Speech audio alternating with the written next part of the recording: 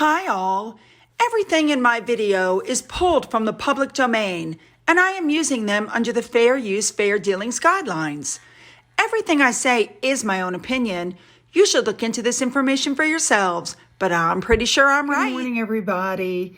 Okay, I know everybody is just dying for me to do the Netflix, thing, and I am going to do that. But I want to do each one individually, and I want to do a deep dive into each one. I don't want to put all three together into just one thing. So I appreciate your patience. Don't click. You're going to get this video today, and starting tomorrow, I'm going to cover each Netflix, the first of the three, things. Okay? Patience, my friends, patience. All right, let's go. We're going to start back at the Buckingham Palace reception where Catherine wore the lotus flower tiara. I showed you some pictures the other day, but of course some more pictures have come out. So that was the tiara. She was wearing the Queen's diamond drop earrings, and she was wearing, I believe they said it was a Jenny Packham dress. She looked absolutely amazing. Now, what I loved about this with Camilla is apparently this robe that she had on, this jacket she had on, was given to Charles in India, I believe it was. Don't quote me, but I believe it was as a gift. And I thought it was nice that she wore it again. No, I have to say this. I have to. This lady in the red in the receiving line at this diplomatic reception, that's how you dress when you're from Africa. Anyway, Charles and Camilla, Catherine and William, they went down the line, meeting all the diplomats, shaking hands, doing all the things that they do, and wearing their crowns and looking lovely. So with all the training that the royals get, we know that they get training. We know no matter how one person said they never got it, we know she did. Catherine also. But there's one thing that you have to be really good at that I don't think you can be, trained at, and that's having small talk. Because she has to go down the line, meet each of these dignitaries. She's probably briefed ahead of time who's going to be there. How she remembers all that, I can't imagine. She has to go down the line, shaking hands, making small talk, and trying to remember everything that people are saying to her. And personally, I couldn't do it, and I don't know how they do it. I mean, seriously. Anyway, I would have to say personally that the evening was a rousing success because a lot of the guests tweeted on their own on Twitter about what a fabulous time that they had and how happy they were to have been at the palace. Good for them.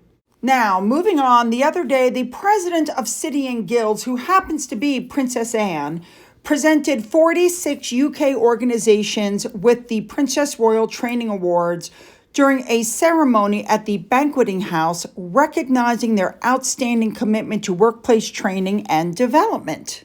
Next up, Edward, in his role as the Chancellor of Bath, went to the university's spectrometry lab, where he met students and researchers working on pioneering projects. He also presided over a degree ceremony. Next up, let's not forget that the Countess of Wessex is still in Washington, and she attended meetings to discuss further efforts to support survivors of sexual violence and women peacekeepers. And she was at the Office of the White House Gender Council Policy, the Atlantic Council, the U.S. Institution of Peace. They all participated.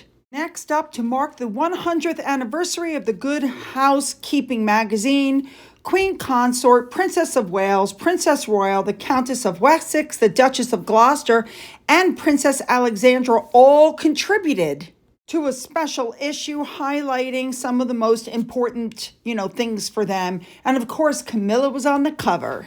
Sticking with Camilla, she welcomed seriously ill children to Clarence House to help decorate the tree and meet Santa. She does this every year. They had a lunch of sausage and mash. The children were entertained by the band of the Welsh Guards.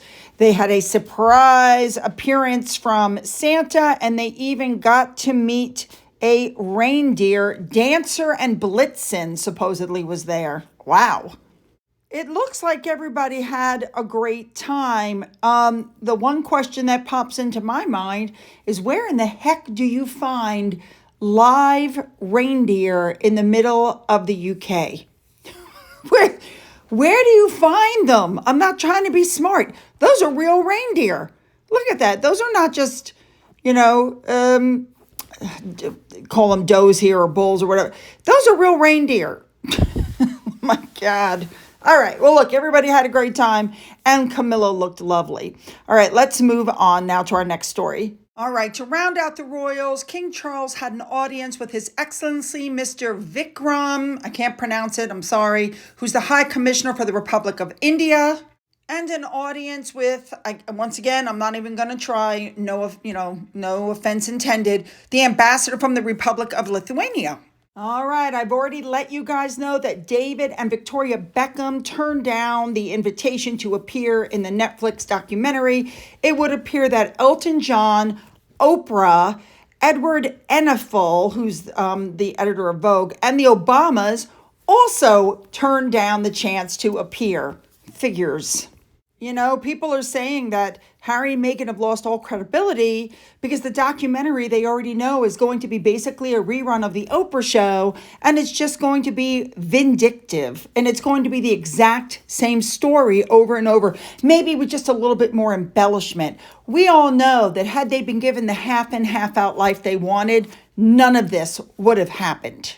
All right, let's move on to our next story, which I have to say makes Harry look kind of pathetic. Here he is visiting Hawaii. You see the lady in the front with the camera. She's taping Harry as he's walking. This will probably show up in the documentary. And then they get a little further. She turns around. Remember, this was Harry in Hawaii visiting the remnants of the Arizona. We all wondered what he was doing there because anytime he goes anywhere, cameras follow him and there's something going on. This was done when the royals were laying their poppy wreaths. Harry had a poppy in his lapel.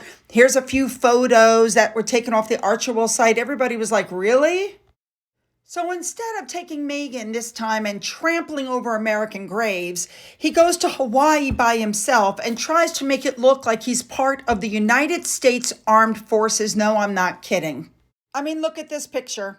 He's not in the armed services. He's not an American, but he's going to, he so misses the military that this is the kind of stupid stunt he has to pull. It's pathetic, in my opinion. I got to be honest. All right, moving on. Okay, we're going back to the Ripple of Hope Award. All right, so I showed you what happened when they got out of the car. They got heckled on the way in. Here's a little clip for you just to refresh your memory. Watch this. Harry, what do you think about destroying the royal family? Meghan, you destroyed the royal family! I'd have to say, man, baby, Harry got upset because as he's entering the building, he shoves his umbrella into a photographer on purpose, and security yells at him, stop, relax. Here it is, twice.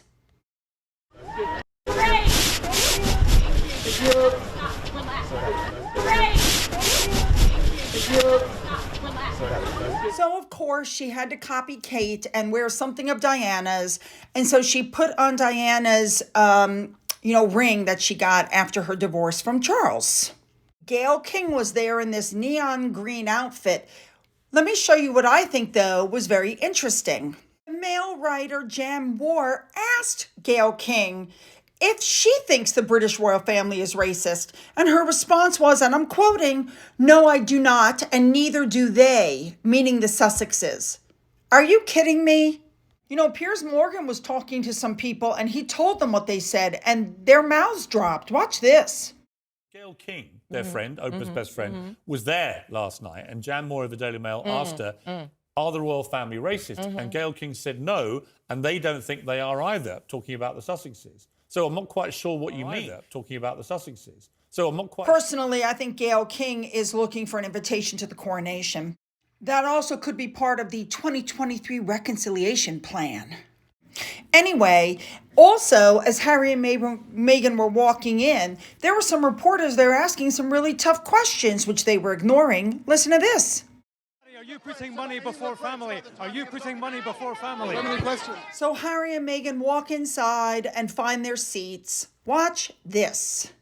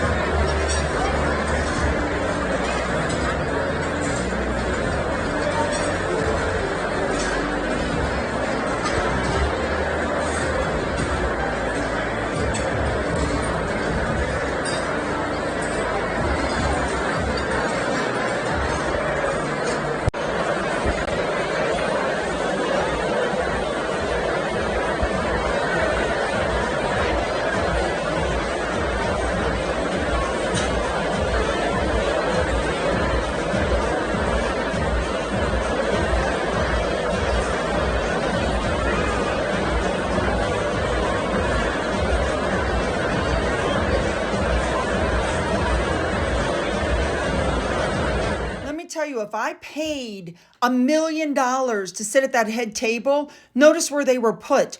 All the way to the right, as far to the end of the table as possible. Don't you find that a little odd? It's like nobody wanted to sit next to them.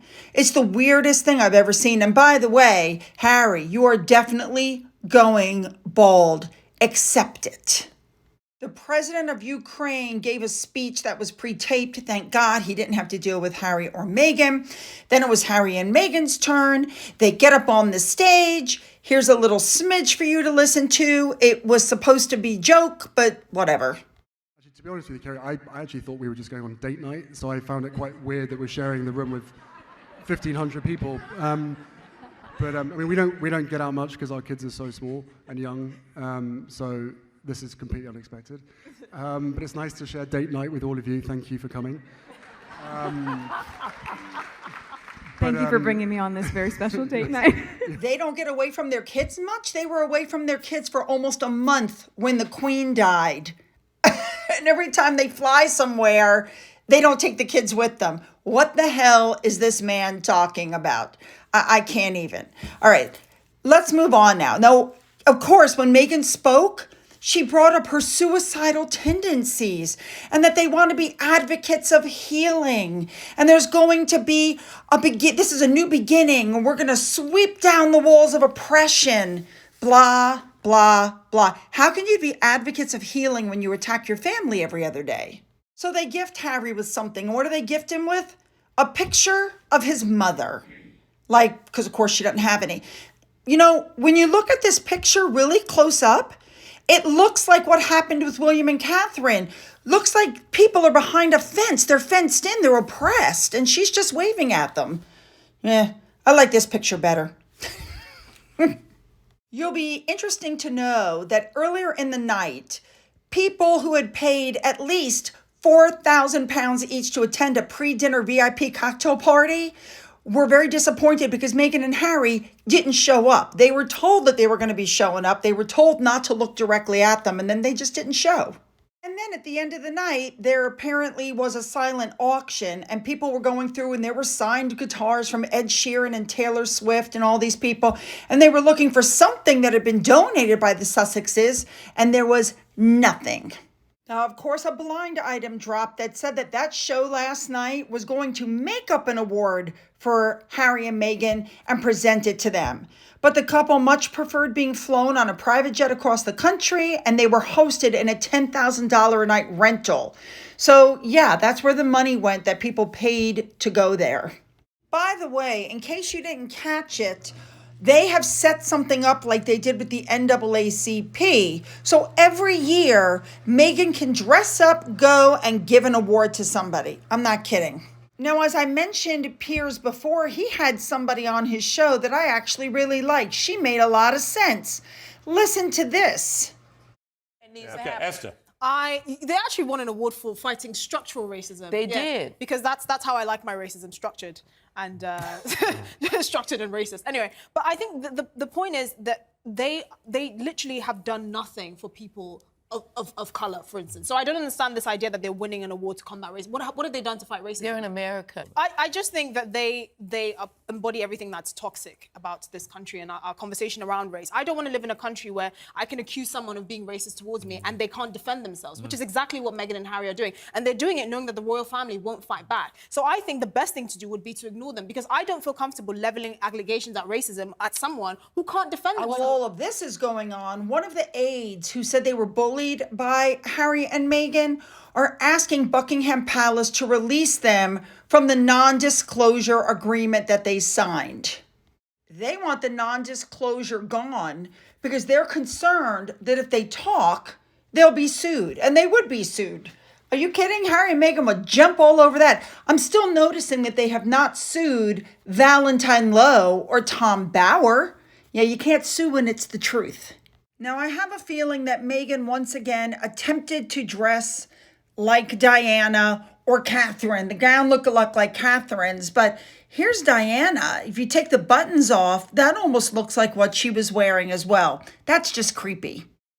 All right, guys. So like I said, starting tomorrow, one day, we're going to cover the 3 days of the Netflix documentary and do a deep dive, what I consider to be a deep dive into literally everything they're saying. So anything I can call out, anything I can prove is false. That's why I just want to do one at a time. Okay?